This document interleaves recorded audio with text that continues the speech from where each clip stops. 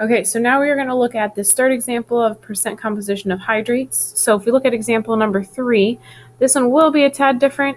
This one is kind of more based off of what you're going to eventually be doing in lab. So we're going to look at this one together here. So number 3, it says determine the value of X in the hydrate, copper sulfate X H2O. In the lab, you find the hydrate weighs 1.023 grams, and you burn off all the water by heating the compound. Find the mass to be 0.654 grams of the anhydrous salt left over after you have driven off all of the water.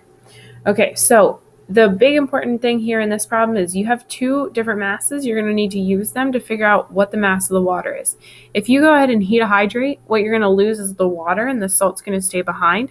So that means that I'm just going to write out the change in mass. So change in mass is equal to 1.02, we're going to make that 1.023 grams minus the other one. So that would be the 0.654. So this is the mass of the hydrate with water. This is the mass of the anhydrous salt, which is without water, okay? So in order to figure out how much water we had, that would be what was given off, the difference in the mass here. So if we subtract those, we're looking at 0.369 grams, and that's grams of water. Now, we want to go ahead and put this in moles so that we can then use it to figure out what the ratio is. So if we have 0.369 grams of water, in order to put this into moles, we need to use the molar mass of water. So on the bottom, I'm going to put the 18 grams of water in 1 mole.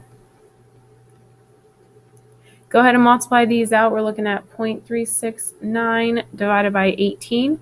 You should get 0.0205 moles of water. Okay? Now, we have our moles of water. We want to find our mole ratio here. So we now need to use the moles of the anhydrous salt again, which is just the CuSO4.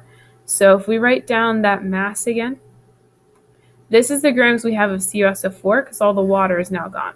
Okay? So we need to use that to try to figure out how many moles that is. So the molar mass of copper sulfate, if you take 1 copper, 1 sulfur, 4 oxygens, you go ahead and add them all up, you should get a mass of about 159.61 grams. Okay, go ahead and multiply these out. The grams are going to cancel, grams are going to cancel. So you are left with moles, which is what we're looking for. You have 0.00410 moles, and this is CuSO4. Now, we are almost there. Again, the formula looks like this right now. In order to figure out what this X is, we need a ratio of how much water to how much copper sulfate. So what we're going to do is divide these two numbers. So let me just kind of emphasize that. So these two, we're going to divide by the smaller of the two. Now, if you look at this 0.02, this one is bigger than 0.004. So that means what we're going to do is we're going to take these two values and we're going to divide them out. So dividing both of them by the smaller one, which is the 0.00410 number, okay? Then we're going to take the other one divided by 0.00410, which means these are going to cancel. This is going to equal 1. We go ahead and divide these out, though. We are looking at about 5. So this is going to tell us we have a 5-to-1 ratio. This value should always be the smaller of the two for the salt because you don't really ever see a number out in front here, okay? So that means this is 1. This X value, because we just found that ratio, is 5, okay? So when you are asked what is X, X is 5.